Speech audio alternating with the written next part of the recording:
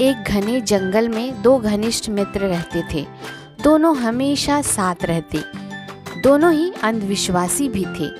गर्मियों की एक सुबह दोनों मित्र एक जंगल में गए।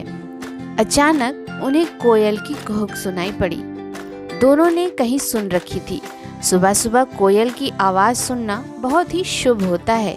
यह किसी के भाग्यशाली होने की सूचना देता है। मैंने इसकी आवाज़ सुबह सुबह सुनी है। मुझे विश्वास है कि आज का दिन बड़ा भाग्यशाली होगा। अवश्य ही मुझे रुपयों से भरा थैला मिलेगा।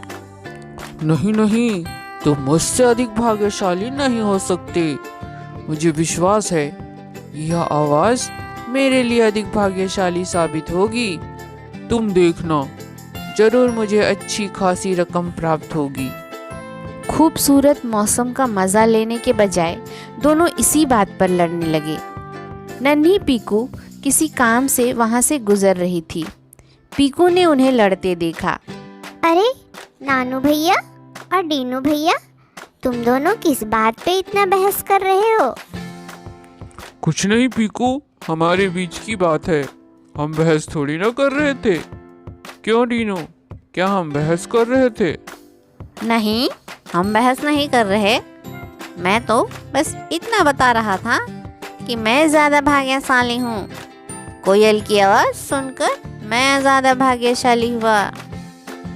अरे ऐसे कैसे? मैं हूँ तुमसे ज्यादा भाग्यशाली। नहीं, मैं हूँ भाग्यशाली। अरे अरे, तुम दोनों फिर से लड़ना शुरू हो गए। कोयल की आवाज़ भला किसी को भाग्यशाली कैसे बना सकती है? मेरे ख्याल से तो तुम दोनों ही भाग्यशाली हो भैया, क्योंकि तुम दोनों पक्के दोस्त हो। अच्छा चलो, अब मैं चलती हूँ, मुझे देर हो रही है।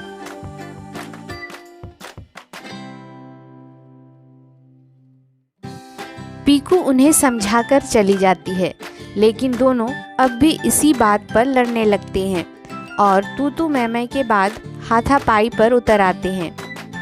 कुछ ही समय में दोनों बुरी तरह जख्मी हो जाते हैं। इतने में पीकू अपना काम खत्म कर वापस लौट रही थी। नानू भैया देखो, आप दोनों ने एक दूसरे की क्या हालत कर दी है। क्या एक दूसरे को मार डालना चाहते हो? आप दोनों आओ मेरे साथ, मैं डॉक्टर के पास लिए चलती हूँ। कितना खून बह रहा है, चलो अब जल्दी करो। पीकू दोनों को लेकर डॉक्टर के पास पहुँचती है। डॉक्टर पहले उनकी मरहम पट्टी करता है और उनसे पूछता है कि आखिर इस स्थिति में वे पहुँचे कैसे। पीकू उन्हें सारी घटना बयां करती है।